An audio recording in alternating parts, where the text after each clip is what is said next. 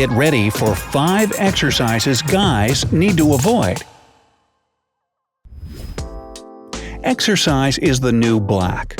Whether you prefer to run, swim, or hit the gym, one thing is certain: we're all working out a whole lot more.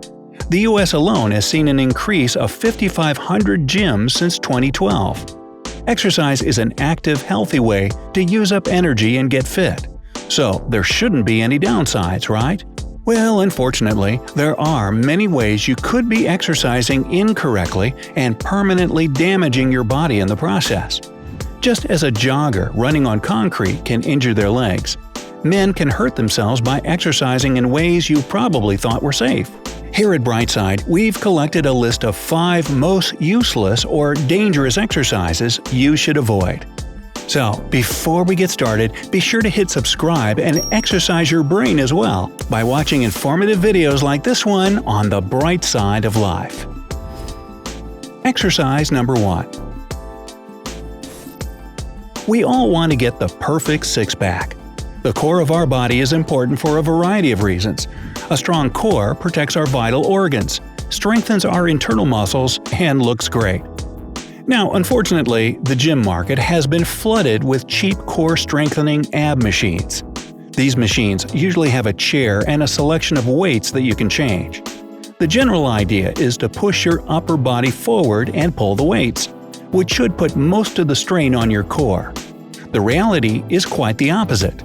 Even if the machine is perfectly calibrated to your body size, there is still a high probability of the strain going directly to your lower back. Traditional exercises like sit-ups and crunches have proven to be far more effective for strengthening your core than selector riser ab machines. Of course, some guys still manage to hurt themselves when pursuing that perfect beach bod look. When doing a sit-up, keep in mind that you should never feel your lower back taking the weight. All the strain should be felt in the center of the core. If you feel like your lower back is taking most of the grunt, try straightening your back when you pull yourself up. It may be a whole lot harder, but it will keep your body from naturally resting the weight on your lower back. If you look like a hunchback when you're doing a sit-up, chances are you're going to have back problems in the future. So, have you been exercising incorrectly this whole time? The easiest way to know is if you feel pain after you finish exercising or strains in your muscles when you move them.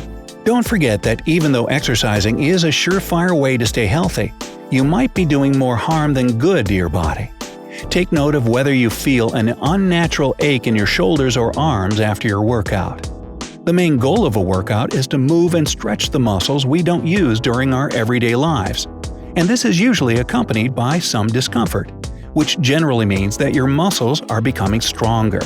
However, if they begin to ache before you start working out, or when you do simple things like bend over or lift something up, then you may be doing something wrong.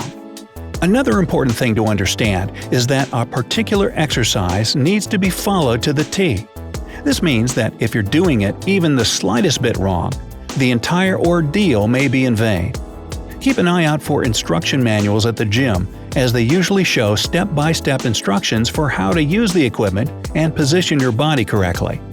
Remember that even if you see someone else using a machine in a certain way, they could be doing it wrong themselves. Try to find a trainer to explain the best way to do an exercise. You may think that a machine may be useless, but there could be something you're forgetting to do with it. However, it's not always our fault when it comes to not getting results from an exercise. There are a lot of gym machines out there that are just plain terrible. Whether some personal trainer just invented one off the top of their head, or if some simple word of mouth sent it around, there are definitely some machines out there that are no good for anyone and should be avoided. Exercise number 2. What do most guys love to work on more than a solid six-pack? Getting a bigger upper body. This usually entails strengthening the arms and shoulders, which are the easiest and most noticeable ways to show off your body. Without a doubt, the majority of machines at your local gym are designed to improve your upper body. But this time, it's not the machine you need to look out for. The behind-the-head shoulder press is another dangerous exercise that you should avoid. Many physicians and personal trainers agree that there is absolutely no advantage to doing a shoulder press behind your head. While holding a weight behind your head, you're still only straining the same muscles as if you were doing it from the front. The only difference is that you'll be doing permanent damage to your shoulders. Holding something behind your head puts your shoulders in a very dangerous position, and that danger is amplified with any additional weight you use. If you ever see someone performing this exercise at the gym, observe how unnaturally formed their body is at that moment. Most of us have jobs that force our shoulders forward and keep our head looking down, so rotating our shoulders back, putting a lot of weight on them, and pushing our neck forward to rest the bar on our shoulders is a bad idea. If you were to drop the bar while in that position, your arms would be forced down with the weight, straining or potentially damaging your rotator cuff, the muscle that lets us rotate our arms. Of course, lots of exercise come with some form of risk, but the behind-the-neck shoulder press will not give you any different results than if you did it from the front. Exercise number 3. Another machine you need to be on the lookout for is the Smith machine. The Smith machine is an upright steel assembly designed to help with squatting. Squats can be done without the need for a machine, and if you're a frequent gym goer, you'll have seen lots of guys doing this exercise with a regular barbell. The squat is a crowd favorite with many benefits, and it even has competitions dedicated to it. The weight puts a strain on your entire body, so you need to evenly distribute the weight to avoid hurting yourself. But with a Smith machine, your back is forced to stay straight the entire time. During a squat, your hips and back should be able to bend and move freely. A Smith machine will lock your body in place and force you to adjust your form to fit the machine. To the outside observer, it may seem beneficial to keep your body locked in place to focus the strain on just a few muscles. However, the normal squat pose is your body's natural reaction to having a lot of weight dropped on it. If you try to keep your back straight instead of bending it, you'll start to put pressure on your spine. Exercise number 4. This is an exercise that you won't just find men doing at the gym. The hip adductor machine may look like it's used as a leg exerciser, but the majority of the strain falls directly onto your hips.